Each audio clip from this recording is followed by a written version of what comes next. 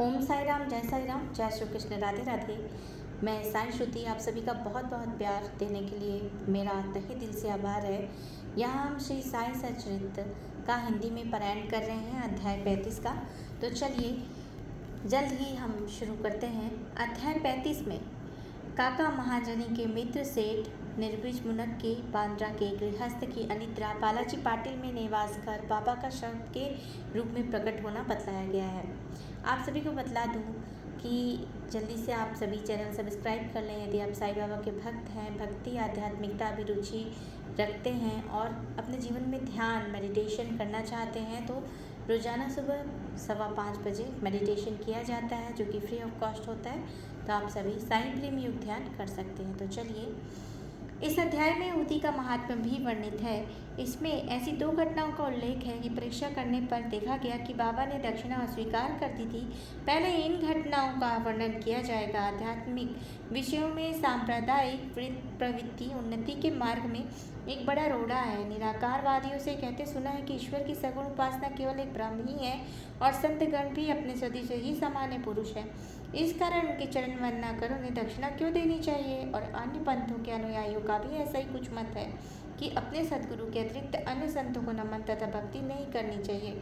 इसी प्रकार की अनेक आलोचनाएं साईं बाबा के संबंध में पहले से सुनने में आया करती थी तथा अभी भी आ रही है। किसी का कथन था कि जब हम शिरडी गए तो बाबा ने हमसे दक्षिणा मांगी और क्या इस भांति दक्षिणा ऐंठना एक संत के लिए शोभनीय था। और जब वे इस प्रकार आचरण करते हैं तो फिर उनका साधु धर्म कहाँ रहा। परंतु ऐसी भी कई घटनाओं अनुभव में आई कि जिन लोगों ने शिरडी में जाकर अविश्वास से बाबा के दर्शन किए उन्होंने ही सर्वप्रथम बाबा को प्रणाम कर प्रार्थना भी की। ऐसे ही कुछ उदाहरण नीचे दिए जाते हैं। काका महाजनी के मित्र निराकारवादी तथा मूर्ति पूजा के सर्वथा विरुद्ध थे। कौतूहलवश वे काका महाजनी के साथ 2 शर्तों पर शिरडी चलने को सहमत हो गए कि पहला, बाबा को नमस्कार नहीं करेंगे और ना ही उन्हें दक्षिणा देंगे। जब काका ने सकारात्मक उत्तर दे दिया तब फिर शनिवार की रात्रि को उन दोनों ने बम्बई से प्रस्थान कर दिया। दूसरे ही दिन प्रातःकाल शिरडी पहुंच गए और जैसे ही उन्होंने मस्जिद में पैर रखा उसी समय बाबा ने अपने मित्र की ओर देखकर थोड़ी देर में देखकर कहा, अरे आइए श्रीमान पधारिए, आपका स्वागत है। इन शब्दों का स्वर तो कुछ विचित्र सा था और उनका प्राय उन मित्र के पिता के बिल्कुल ही अनुरूप ही था। तब उन्हें अपने कैलाशवासी पिता की स्मृति हो आई और वे आनंद विभोर हो गए। क्या मोहनी थी उस स्वर में। आश्चर्य युक्त स्वर में उनके मित्र के मुख से निकल पड़ा कि निसंदेह यह स्वर तो मेरे पिताजी के ही हैं। तब वे शीघ्र दौड़ कर गए और अपनी सब प्रतिज्ञाएं भूलकर उन्होंने बाबा के श्री चरणों पर अपना मस्तक रख दिया। बाबा ने काका से तो दोपहर में तथा विदा लेते समय 2 बार दक्षिणा मांगी, परंतु मित्र से एक शब्द भी ना कहा। उनके मित्र ने फुसफुसाते हुए कहा कि देखो भाई देखो, बाबा ने तुमसे तो 2 बार दक्षिणा मांगी परंतु मैं भी तो तुम्हारे साथ हूँ, फिर वे मेरी इस प्रकार उपेक्षा क्यों करते हैं। काका ने उत्तर दिया कि बेहतर तो यह होगा कि तुम स्वयं बाबा से पूछ लो। बाबा ने पूछा कि क्या कानाफूसी हो रही है। तब उनके मित्र ने कहा कि क्या मैं भी आपको दक्षिणा दूं। बाबा ने कहा कि तुम्हारी अनिच्छा देखकर मैंने तुमसे दक्षिणा नहीं मांगी, परंतु यदि तुम्हारी इच्छा ऐसी ही है तो तुम दक्षिणा दे सकते हो। तब उन्होंने 17 रुपये भेंट किए जितने काका ने दिए थे। तब बाबा ने उन्हें उपदेश दिया कि अपने बीच जो तेली की दीवार अर्थात भेदभाव है उसे नष्ट कर दो, जिससे हम परस्पर देखकर अपने मिलन का पथ सुगम बना सके। बाबा ने उन्हें लौटने की अनुमति देते हुए कहा कि तुम्हारी यह यात्रा सफल रहेगी। यद्यपि आकाश में बादल छाए हुए थे और वायु वेग से चल रही थी तो भी दोनों सकुशल बम्बई पहुंच गए। घर पहुंचकर जब उन्होंने द्वार तथा खिड़कियां खोली तो वहां 2 मृत चमगादड़ पड़े देखे। एक तीसरा उनके सामने ही फुर करके खिड़की से उड़ गया।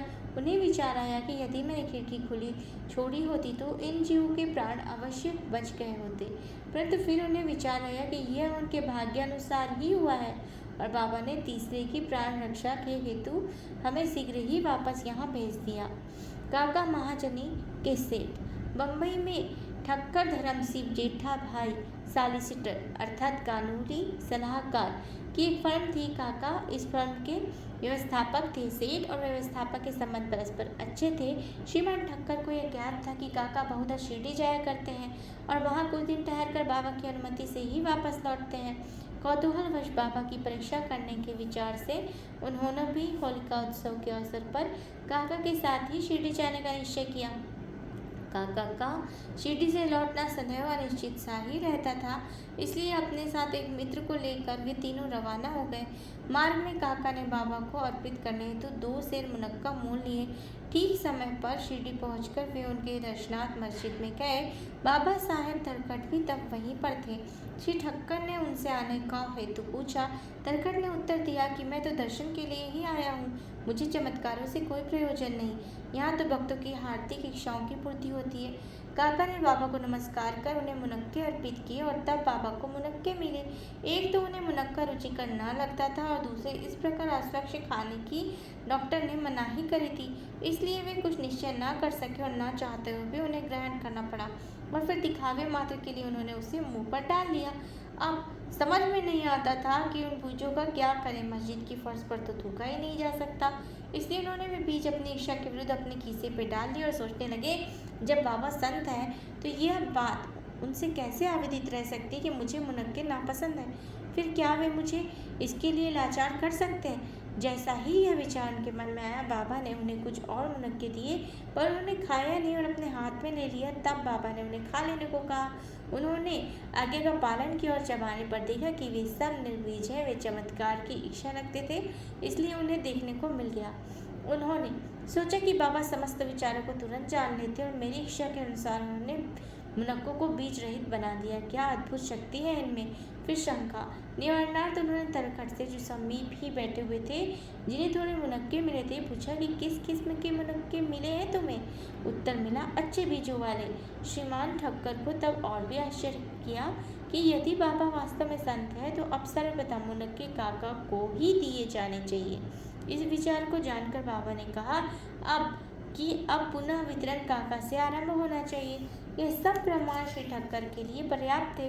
फिर श्यामा ने बाबा से परिचय कराया कि आप ही काका के सेठ हैं। बाबा कहने लगे कि ये उनके सेठ कैसे हो सकते हैं, इनके सेठ तो बड़े विचित्र हैं। काका इस उत्तर से सहमत होकर अपना हाथ छोड़कर ठक्कर ने बाबा को प्रणाम किया और वाड़े पर लौट आए। मध्याह्न की आरती समाप्त होने के उपरांत वे बाबा से प्रस्थान करने की अनुमति प्राप्त करने के लिए मस्जिद में आए। श्यामा ने उनकी कुछ सिफारिश की।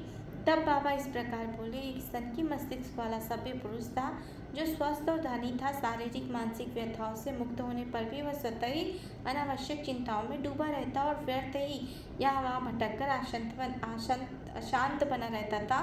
कभी वह स्थिर कभी चिंतित रहता था। उसकी ऐसी स्थिति देखकर मुझे दया आ गई और मैंने उसे कहा कि कृपया अब आप अपना विश्वास इच्छित स्थान पर स्थिर कर लें और इस प्रकार व्यर्थ में भटकने का कोई लाभ नहीं। शीघ्र ही एक निर्दिष्ट स्थान चुन लो। इन शब्दों से ठक्कर की समझ में तुरंत आ गया कि सर्वथा ये मेरी ही कहानी है। उनकी इच्छा थी कि काका भी हमारे साथ लौटे। बाबा ने उनका ऐसा विचार जानकर काका को सेठ के साथ लौटने की अनुमति दे दी। किसी को विश्वास न था कि काका इतने शीघ्र शिरडी से प्रस्थान कर सकेंगे। इस प्रकार ठक्कर को बाबा द्वारा विचार जानने का एक और प्रमाण मिल गया। तब बाबा ने काका से 15 रुपये दक्षिणा मांगी और कहने लगे कि यदि मैं किसी से 1 रुपया दक्षिणा लेता हूँ तो उसका 10 गुना लौटाया करता हूँ। मैं किसी की कोई वस्तु बिना मूल्य नहीं लेता और ना तो प्रत्येक से मांगता ही हूँ। जिसकी ओर ईश्वर इंगित करते हैं उससे ही मांगता हूँ, और जो गत जन्म का ऋणी होता है उसकी ही दक्षिणा स्वीकार हो जाती है। दानी देता है और भविष्य सुंदर उपज का बीजारोपण करता है। धन का उपयोग धर्मोपार्जन के निमित्त होना चाहिए। यदि धन व्यक्तिगत आवश्यकताओं में व्यय किया गया हो तो यह उसका दुरुपयोग है। यदि तुमने पूर्व जन्मों में दान नहीं लिया तो इस जन्म में पाने की आशा कैसे कर सकते हो। इसलिए यदि प्राप्ति की आशा रखते हो तो अभी दान करो। और दक्षिणा देने से वैराग्य की वृद्धि होती है और वैराग्य प्राप्ति से भक्ति एवं ज्ञान प्राप्त होता है। 1, 2 और 10 गुना लो। इन शब्द को सुनकर श्री ठक्कर ने अपना संकल्प भूलकर बाबा को 15 रुपये भेंट किए। उन्होंने सोचा कि अच्छा ही हुआ जो मैं शिरडी आ गया। यहाँ मेरी सब शंकाएं नष्ट हो गई। मुझे बहुत कुछ शिक्षा प्राप्त हो गई। ऐसे विषयों में बाबा की अकुशलता बड़ी अद्वितीय थी। यद्यपि वे सब कुछ करते थे, फिर भी वे इन सब में अलिप्त थे। नमस्कार करने या ना करने वाले दोनों ही उनके लिए एक समान थे। उन्होंने कभी किसी का अनादर नहीं किया। यदि भक्त उनका पूजा करते तो इससे उन्हें ना तो कोई प्रसन्नता होती और यदि कोई उपेक्षा करता तो ना ही कोई दुख। वे सुख दुख की भावना से परे हो चुके थे। अनिद्रा बांद्रा के एक महाशय कायस्थ प्रभु बहुत दिनों से नींद न आने का अस्वस्थ थे और जैसे ही वे सोने लगते उनके सर्ववासी पिता स्वप्न में आकर उन्हें बुरी बुरी गालियां देते हुए दिखने लगते थे। इससे उनकी निद्रा भंग हो जाती थी और वे रात्रि भर अशांति महसूस करते थे। हर रात्रि को ऐसा ही होता था जिससे कि वे किम कर्तव्य विमूढ़ हो गए। एक दिन बाबा के एक भक्त ने से उन्होंने इस विषय पर परामर्श किया। उसने कहा कि मैं तो संकट मोचन सर्व पीड़ा निवारिणी उदी को ही इसकी रामबाण औषधि मानता हूँ जो शीघ्र ही लाभदायक सिद्ध होगी। उन्होंने एक उदी की पुड़िया देकर कहा, इसे शयन के पूर्व माथे पर लगाकर अपने सिरहाने पर रखो। फिर तो उन्हें निर्विघ्न प्रगाढ़ निद्रा आने लगी। यह देखकर उन्हें महान आश्चर्य और आनंद हुआ। यह क्रम चालू रखकर वे अब बाबा साईं बाबा का ध्यान करने लगे। बाजार से उनका एक चित्र लाकर उन्होंने अपने सिरहाने के पास लगाकर उनका नित्य पूजन करना प्रारंभ कर दिया। प्रत्येक गुरुवार को वे हार और नैवेद्य अर्पण करने लगे। वे अब पूर्ण रूप से स्वस्थ हो गए, पहले के सारे कष्टों को भूल गए। बालाजी पाटिल निवासकर ये बाबा के परम भक्त थे। ये उनकी निष्काम सेवा किया करते थे। दिन में जिन रास्तों से बाबा निकलते उन्हें प्रातःकाल ही उठकर झाड़ू लगाकर पूर्ण सुरक्षा रखते थे। इनके पश्चात यह कार्य बाबा की एक परम भक्त महिला राधा कृष्ण माई ने किया और फिर अब्दुल ने।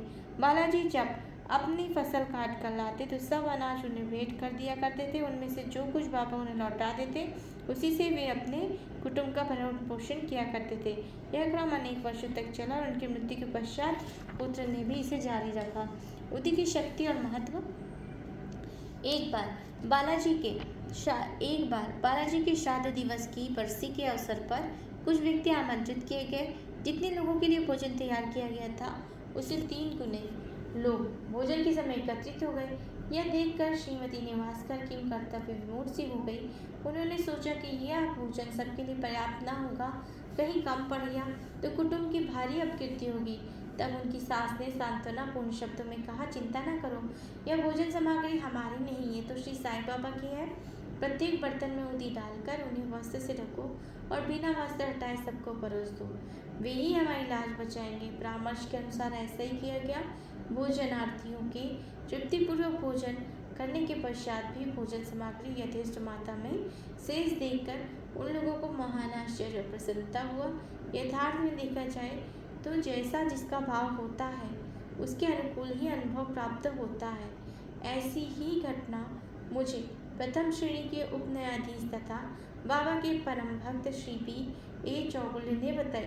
फरवरी सन 1943 में करजत अर्थात जिला अहमदनगर में पूजा का उत्सव हो रहा था और तभी इस अवसर पर एक वृहद भोजन का आयोजन हुआ। भोजन के समय आमंत्रित लोग से लगभग 5 गुने अधिक लोग भोजन करने के लिए आए, फिर भी भोजन सामग्री कम नहीं हुई। बाबा की कृपा से सबको भोजन मिला। यह देखकर सबको आश्चर्य हुआ। साईं बाबा का सर्प के रूप में प्रकट होना। शिरडी के रघु पाटिल एक बार निवासी के बालाजी पाटिल के पास गए और जहाँ संध्या को उन्हें ज्ञात हुआ कि एक सांप फुफकारता हुआ गौशाला में घुस गया है। सभी पशु भयभीत होकर भागने लगे और घर के लोग भी घबरा गए। परंतु बालाजी ने सोचा कि श्री साईं ही इस रूप में यहाँ प्रकट हुए। तब वे एक प्याले में दूध ले आए। निर्भर होकर उस सर्प के सम्मुख रखकर उनको इस बार संबोधित करने लगे कि बाबा, आप उपकार का शोर क्यों कर रहे हो? क्या आप मुझे भयभीत करना चाहते हैं? यह दूध का प्याला लीजिए और शांतिपूर्वक पी लीजिए। ऐसा कहकर वे बिना किसी भय के उसके समीप बैठ कर अन्य कुटुंबजन तो घबरा गए। उनकी समझ में नहीं आ रहा था कि अब वे क्या करें। थोड़ी देर में ही सर्प अदृश्य हो गया और किसी को पता न चला कि वह कहाँ गया। गौशाला में सर्वत्र देखने पर भी उसका कोई चिन्ह नहीं दिखाई दिया। इस प्रकार श्री सद्गुरु साईनाथ अर्पणमस्तु, शुभम भवतु। इस प्रकार जो हमारा अध्याय 35 है ये यही संपूर्ण हुआ। यहाँ सप्ताह परायण पंचम विश्राम प्रदान किया गया है। तो चलिए आगे की जो श्री साईं सच्चिदानंद के चैप्टर बहुत जल्द ही आप सभी के समक्ष प्रस्तुत हो जाएंगे।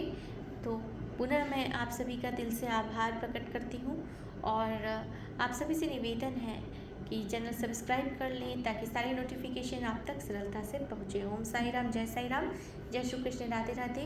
साईं कान्हा की कृपा आप सभी के जीवन में आप सभी की मनोकामनाएं पूर्ण करें, सभी को ध्यान पथ की ओर अग्रसर करें। इस प्रकार यह पारायण यहीं संपूर्ण होता है।